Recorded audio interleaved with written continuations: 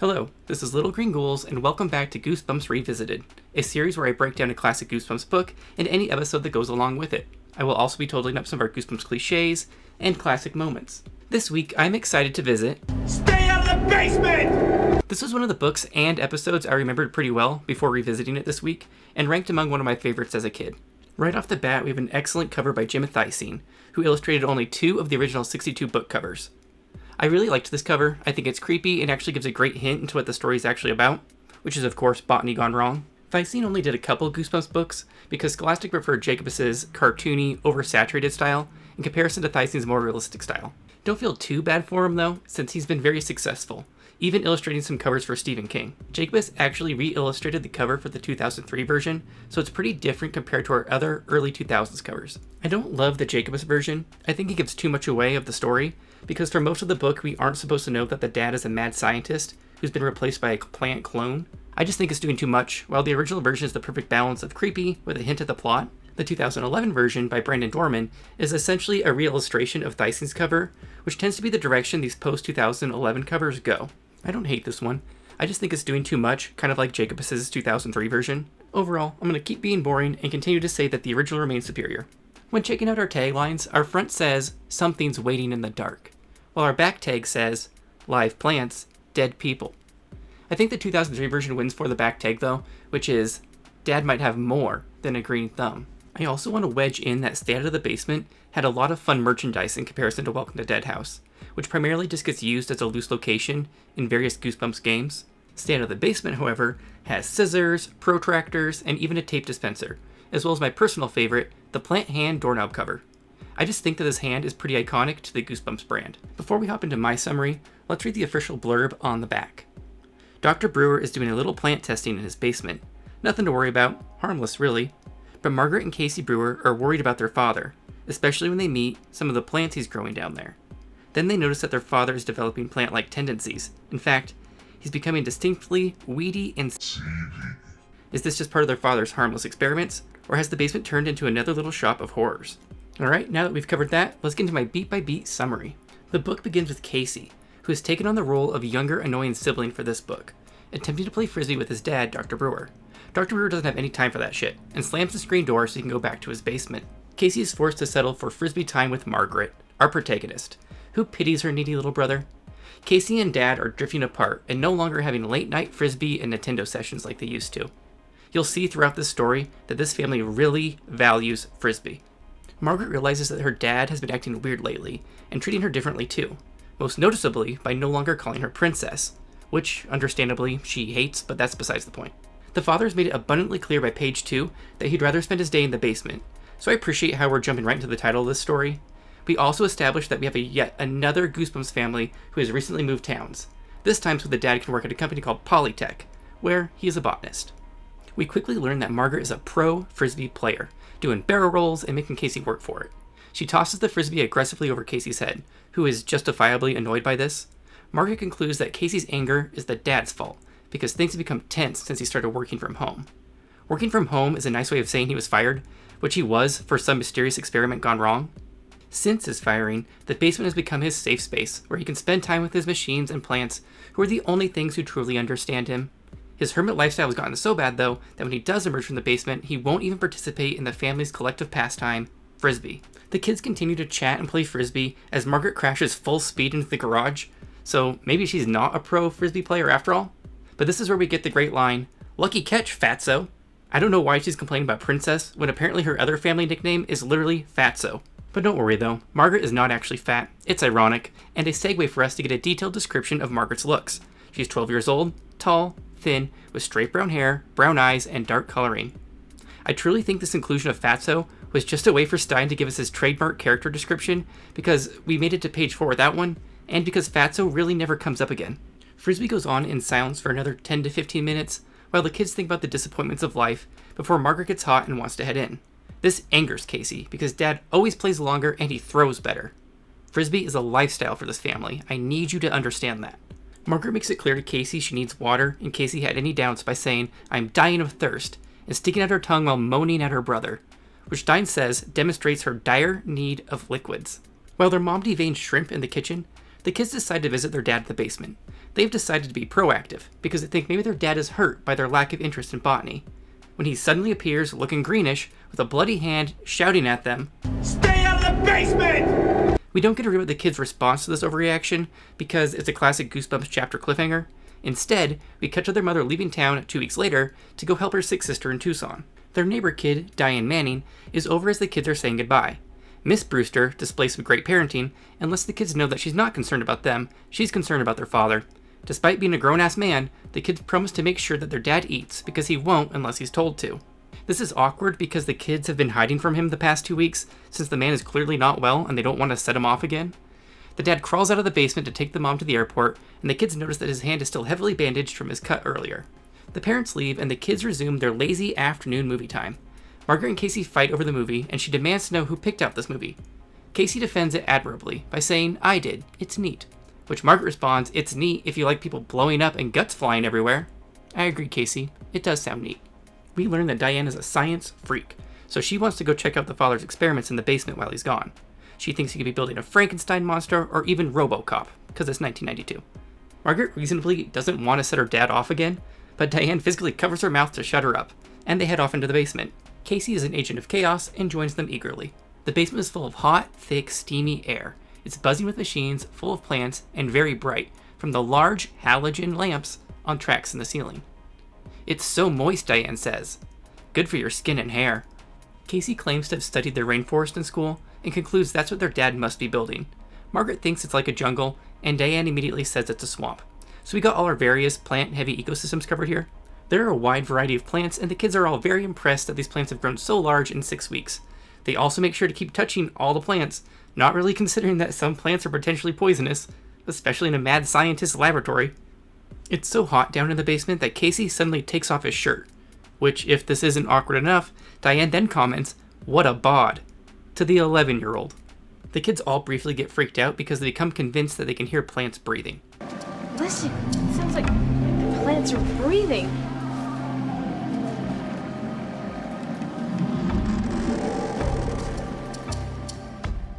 Casey then gets distracted by 2 phone booth type boxes connected by some sort of electrical generator. I'm picturing the teleportation pods from The Fly for sure.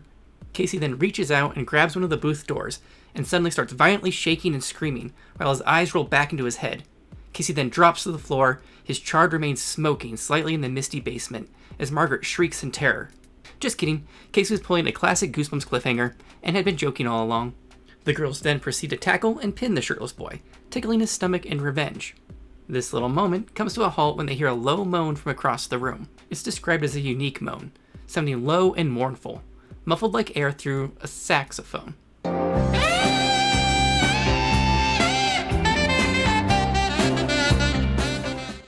plants continue to wiggle and moan, freaking the kids out enough to finally head back upstairs, while a tall tree plant seems to wiggle its arms at them like it's trying to get them to come back. Diane's had enough of this shit and decides to head home, never visiting the house again in the story. Diane has good instincts and would do very well in a horror film. Upstairs, the siblings see their dad pull up, and Casey suddenly realizes he's still shirtless, and has left his shirt downstairs, which is not an easy piece of evidence to deny. Mr. Brewster gets stalked by the neighbor Mr. Henry, giving Casey a chance to race back downstairs. Mr. Henry is explained to be a mooch, who always needs Mr. Brewster to repair and install things for him. Mr. Brewster starts messing with the rose bushes out front, and since Casey still hasn't returned, Margaret decides to go get him.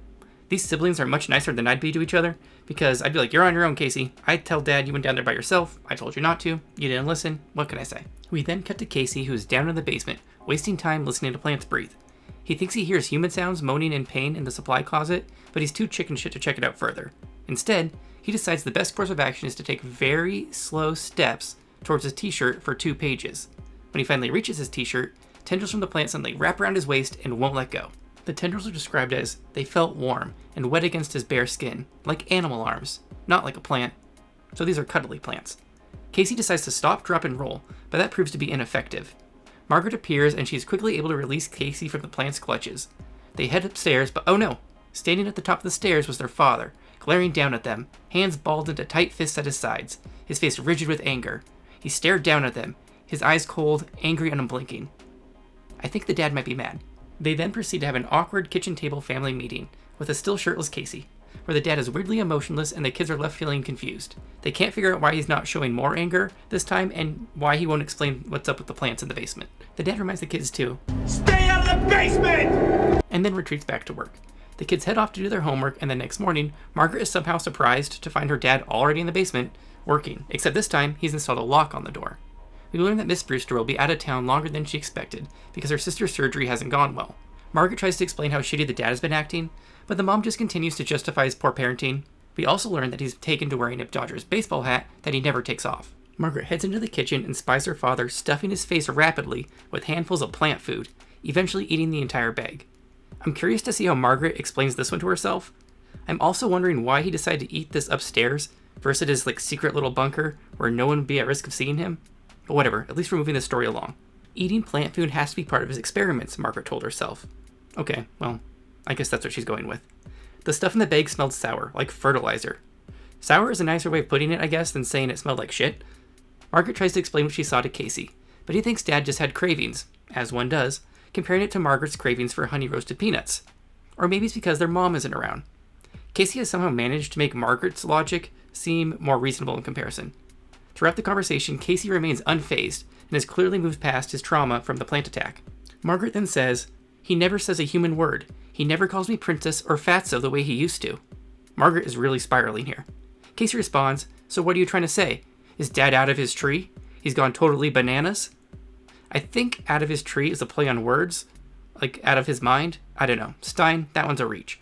Margaret suggests that their dad is turning into a plant, and Casey decides to walk around the house like a zombie, calling himself the Incredible Plant Man, and Margaret Weed Girl. We finish the scene with Casey declaring, "Make me another sandwich."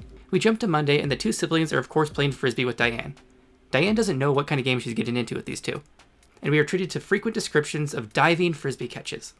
Diane tells Margaret her dad is a mad scientist, which Margaret is deeply offended by for some reason. Diane doubles down and pulls well, my dad heard your dad was fired from Polytech because his experiments were getting so out of control and he wouldn't stop them. Something really bad happened in the lab. Someone got hurt, or even killed or something. After Diane has finished scalping Margaret, she changes the subject and talks about some kids they knew who were 11 but going steady. Wait, what?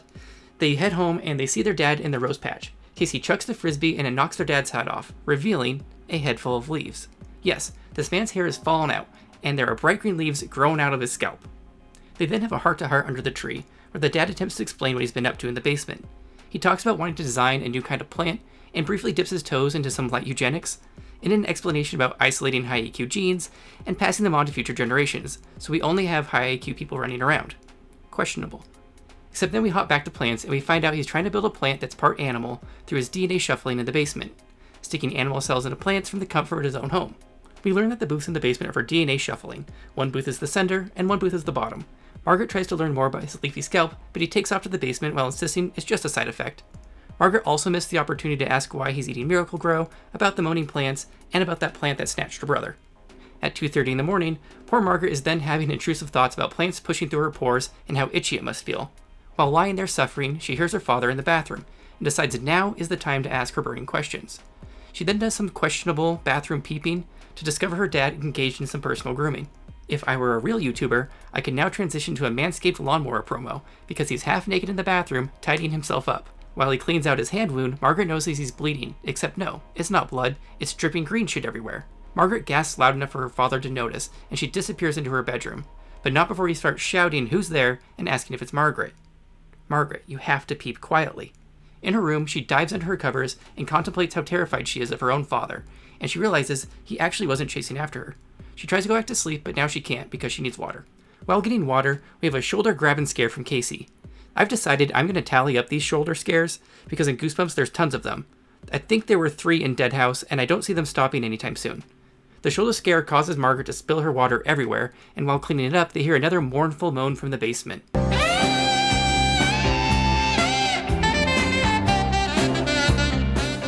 The two siblings agree that, I don't think a tomato plant would make a sound like that, and agree that their father is full of shit and lying to them. The next morning, Margaret wakes up and realizes that she forgot that there's no school for the next 2 days, because there's some sort of teacher's conference. Stein, no child would ever forget this. She decides to go talk to her dad, but notices he's not in his room, and that the air is moist and strangely sour. She turns on the light and sees that his bed is full of wet dirt, and if that's not bad enough, it's also covered in bugs and earthworms. Ya nasty. I wonder how Margaret will justify this one to herself. Margaret waits 3 hours for Casey to wake up by completing her morning breakfast routine and chatting with Diane on the phone. She's trying very hard to convince herself that this is fine, but eventually takes Casey outside and tells him about the green blood and the compost heap in bed. She also reveals that she told Diane a little about it, which Casey does not approve of, because he's all about family loyalty. Diane had suggested that they call the police, so you go Diane, making good decisions left and right. But the siblings decide against this, of course, because they don't think there's any laws against being a mad scientist. The kids sit in the backyard for a couple hours in their indecisiveness when their dad calls them in for lunchtime suddenly. Unfortunately for them, their dad has crafted a meal of mysterious green sludge, similar to green mashed potatoes, and wants them to gobble it up. Margaret also mentions how the dad has literally never made them lunch before, so even before he went nuts, he sounds like a shit father. The dad also says, "I want you to try this, you're my guinea pigs." That's something you definitely don't want to hear from a mad scientist. "Eat! Eat!" Dr. Brewster screamed, pounding the table with his good hand. "What are you waiting for? Eat your lunch. Go ahead, eat it." This is giving me childhood flashbacks to like my nightly green bean standoffs with my mom. Just as Casey and Margaret are about to eat the slime, the doorbell rings and their father leaves to answer it. They seize the opportunity and throw the sludge into the trash. Hopefully they buried it under other bits of garbage, because otherwise it's amateur hour up in here. At the door, it's Mr. Martinez, the dad's old boss at Polytech. Mr. Martinez reveals that he was just dropped off at the front door by a colleague because his car is in the shop and he's here to see how the experiments are going. This very natural information dump is important later. The dad is not into this and wants him to leave, but Mr. Martinez pushes his way into the basement. The siblings then decide at the next opportunity they need to sneak back into the basement to see what their dad's really up to. Lucky for them, the next afternoon, the dad reveals he's off to install a sink for the neighbor. I find this really odd because the man is too busy to say 3 words to his family, but suddenly will take the time to install a bathroom sink for the neighbors. This man is unpredictable. Casey picks the lock with a paperclip, and they're on their way. Do they have a plan? No. They've decided to go a different direction, with Margaret saying, "Okay, let's not think about it. Let's just do it." Wise words, Margaret. In the basement, they are immediately reminded of the wet, sticky, hot air, and they mention it so frequently I am now worried about black mold in this house. Also, instead of jungle, swamp, or rainforest plants, this time we've decided to go with prehistoric plants. We then get the best cliffhanger in the book, with Casey suddenly screaming help, that something has him. What could it be? Another tendril plant? A giant Venus flytrap? No, it's just a squirrel. Margaret reveals squirrels are always getting in, even chipmunks, so this is a non-event to these kids. After the squirrel is chased out a nearby window, Margaret decides that the 5 minutes of exploring is enough and that they should leave. It's almost like having a game plan would have helped. Margaret? While walking up the stairs, she suddenly can't hear or find Casey. She heads back downstairs and finds Casey holding Mr. Martinez's suit jacket and tie. People are leaving clothes everywhere in this story. They realize that neither of them saw Mr. Martinez leave yesterday, and because of the plot convenience mentioned earlier, they can't tell if he drove away either. They begin to debate whether a plant ate this man or not when they hear footsteps coming down the stairs. They quickly scramble out the window. They then spy their father gathering up some tools from the basement. This begs the question, why haven't they been spying through this window for half the story? They race inside and try to play it cool, in an attempt to convince their father that they were in the backyard the whole time. The fact that they left the basement door open thwarts this pretty quickly. Surprisingly, Margaret asks why Mr. Martinez left his jacket and tie down there, and their dad relieves their concerns by explaining it was hot down there, so he took them off, and forgot them. The kids question this no further. The next day, the dad announces he's off to get the mom from the airport. This gives Margaret a lot of relief because she has some info she needs to share with the mom ASAP. Margaret is busy reading under a sassafras tree when Casey appears and suddenly is very insistent that they fly kites before mom gets home. Margaret goes along with this. The only issue is that the kites are of course in the basement, so our 2 heroes decide that flying a kite is worth another trip into the forbidden basement. While looking for their kite stuff, Casey pulls out a pair of pants and dress shoes. They check the wallet and discover, dun dun dun, it's Mr. Martinez's clothes. Surprise! I was really looking forward to their explanation for this one, but I guess they finally accepted that their father is indeed up to no good in the basement. Personally, I would have went with the Mr. White route and decided that they were just doing science together. Nothing strange about that. They suddenly hear banging and human sounds in the supply closet, like they have literally every other single time they've been down there, except this time they actually investigate it. They realize that the door is nailed shut with a 2x4. I don't know how they missed this before, but they grab a hammer and pry it off. We spend a page and a half trying to get the lock off before settling on removing the hinges. Once they open the door, they find human plants in the closet. In the closet, they see plants with arms, fingers, stumpy legs, and even one with a tomato face that keeps moaning loudly. And probably praying for death. Behind all these plants, Margaret finds something even more horrifying. Her dad. But how? Margaret wants to untie him immediately, but Casey is unsure because they just saw their dad leave to the airport. The dad in the closet also has leaves growing out of his head, further adding to the confusion. Closet Dad explains that he's been trapped in there for days, and that Airport Dad is the plant copy of him. They also notice Mr. Martinez tied up in there too, but since we found his clothes earlier, I'm just going to assume Mr. Martinez is sitting there buck-ass naked. They decide to untie Closet Dad, who immediately pushes past them and runs to the wall to grab an axe. The kids think they done messed up at this point, when suddenly Airport Dad appears with Mom at his side. He of course says that he's actually the real dad, so now we're supposed to figure out which dad is the real father. You are not the father.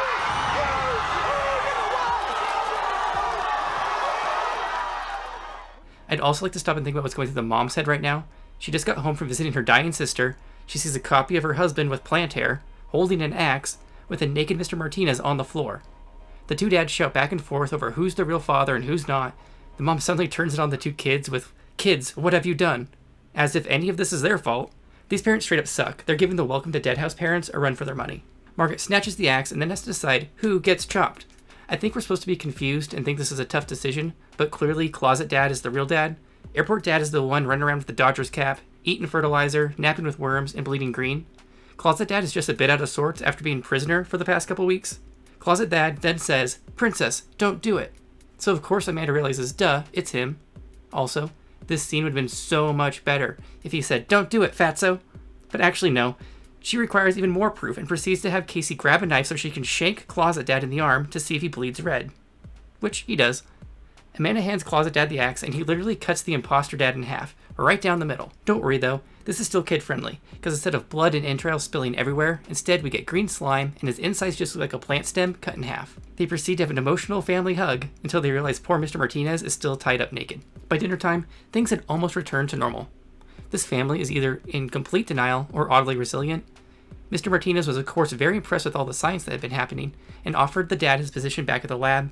After dinner, the dad spends an hour killing his abominations to end their suffering, but also in the next sentence mentions he only killed half because he got tired, so he'll kill the rest later. So I guess we don't really care that much about their suffering. He then explains in detail, in case we're still confused, how one night he cut his hand on a microscope slide, mixing his DNA into the plant and running it through his magic machine.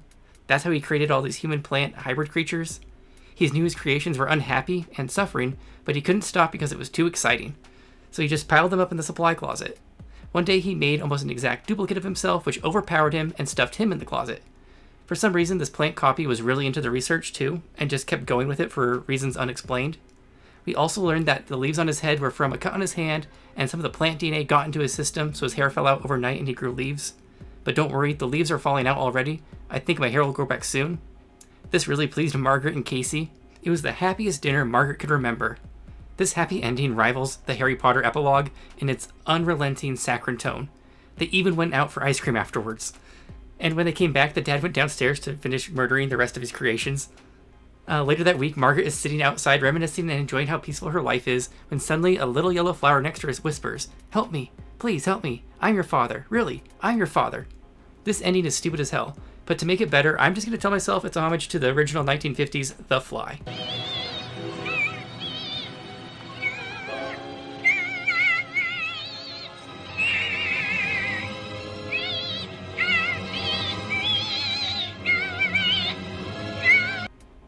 When looking at the TV episode, it's another two-parter, and I'll just say right off the bat, I thought it was pretty great. There are quite a few minor changes from the book, but I don't think it hurts the episode at all and helps streamline the story. They eliminate the character of Diane, which is fine because her role is basically just getting them into the basement the first time. This is replaced with Margaret thinking that there's a stray cat maybe stuck down there. Another difference worth noting is that Casey and Margaret actually prepare before heading into the basement for the final time by gathering up some weed killer and a crowbar for a weapon. Although the addition of weed killer was not nearly as exciting as chopping Plant Dad in half, but considering this is a TV show for kids, I'm not surprised they got rid of the axe chopping. The weed killer also made the final who's who father reveal scene kind of silly, because I kept just thinking she should just spray them both. It's not like it will kill the real dad. I thought the actors were noticeably better in comparison to Welcome to Deadhouse. In particular, I really liked Mr. Brewster. I thought he did a great job of holding long, uncomfortable stares in conversations, and the kids did a great job by being creeped out by him. I really enjoyed watching him wolf down the plant food.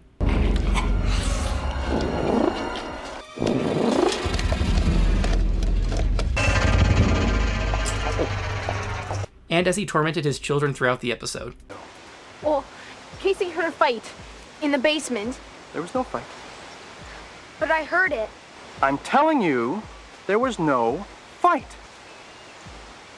I mentioned at the start of the video that this was one of my favorite episodes as a kid, and I can see why.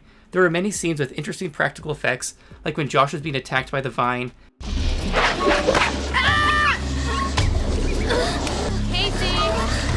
Get it off! Margaret! As well as the gross plants with body parts, whether they be hands or messed up faces. I think the gross out highlight for me for sure was the worms in the bed.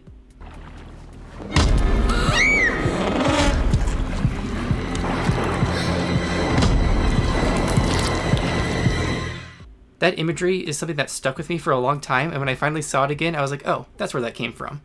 We also had some unintentional highlights as per usual, one of them being Mr. Martinez's greeting to the kids. Oh, hi guys. How are you? As well as when the dad is taking on the role of the episode's fashionista with his apron he's running around in. Hey, have a seat. It's almost ready. Coming right up. I also really enjoyed the green slop that they used to gross out the kids, but is it kind of weird that I wanted to try it? I'm pretty sure I've eaten worse things, like green beans. When it comes to jump scares, we thankfully moved past the constant tense string instrumentals from Welcome to Deadhouse, and instead we replaced it with a score heavy on trumpet and trombone, which I kinda loved. It reminded me of the cancelled Too Soon legend that is Carnival.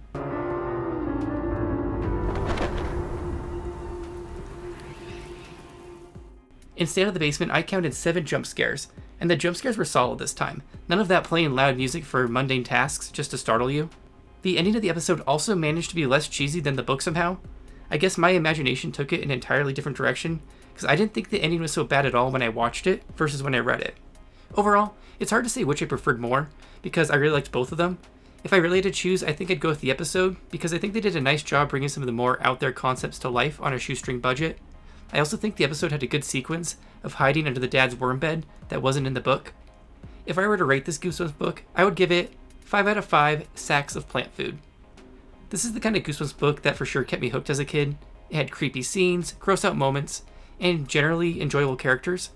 As I read the story, I kept thinking there's definitely some subtext to be read into around the dad's behavior and the dynamic of an abusive parent, but that's not the kind of series I'm going through here.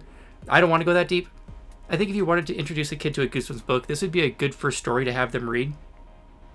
Alright, let's jump into our Goosebumps totals. Right off the bat, we don't have any It's Only a Dreams or any asshole victims, but we do have one It's a Prank Bro. Our prank for this book happened when Casey fakes his own electrocution, effectively scaring the shit out of both Diane and Margaret, so this brings our series total to 3. In Getting Jiggy with the 90s, we had a field day with this book.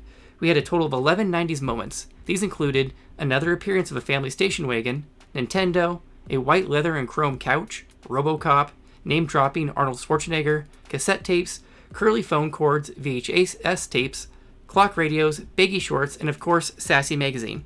If you don't think these are hardcore 90s enough, fight me in the comments. This brings our series total to 15 jiggy 90 moments. Alright, back to vomit count. I think I may have an idea of what planted the seed of frequent vomit or talk of vomit in Goosebumps. Throughout the story, there were 6 instances of either mentioning nausea or feeling sick to their stomachs at what they were witnessing.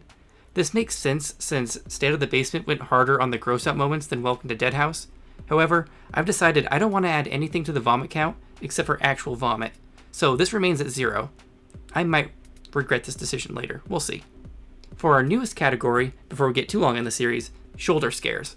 Anytime Stein has her characters get freaked out by a sudden shoulder grab, I'm going to tally it up. Retrospectively, Welcome to Deadhouse had 3 shoulder scares, while Stay Out of the Basement had 2, bringing our series total to 5 shoulder scares. There were a total of 11 cliffhangers in Stay Out of the Basement, raising our Goosebumps total to 23. I can tell this category is going to get wild by the time I reach book 62. The clunky cliffhanger award for this book goes to chapters 13 to 14, when something in the basement has Casey, and he's shrieking in terror. But oh wait, it's just a squirrel, because of course it is.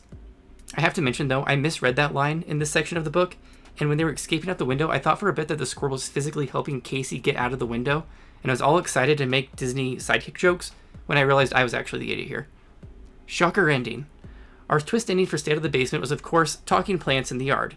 Just when you think the evil's been defeated, nope, it's back and claiming to be your father. Well, that's it for the second book in the series. Again, if you made it this far, thank you so much for watching. I definitely had more fun making this episode now that I have a better idea of what I'm doing and what I want from the series.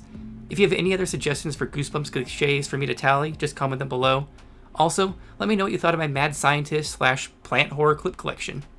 What are some of your favorite science gone wrong movies? Also, be sure to let me know what you thought out of Stay Out of the Basement. Anyways, thanks again for watching, and make sure you subscribe for the pride, the love,